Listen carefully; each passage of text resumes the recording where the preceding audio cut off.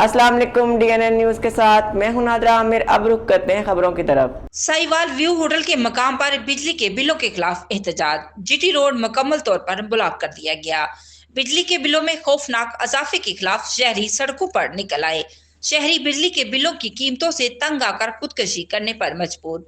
शहरियों ने बिलों को आग लगाना शुरू कर दी। शहरियों का कहना है, जिस तरह हमारे दिल जले हैं इसी तरह बिल भी जलेंगे।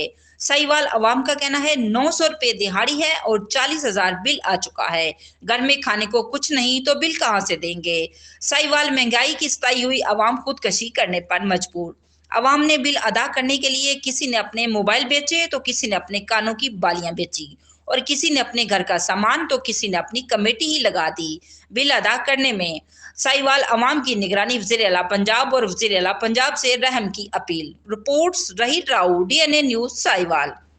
अब तक के लिए इतना ही। मजीद जानने के लिए हमारे साथ रहिएगा।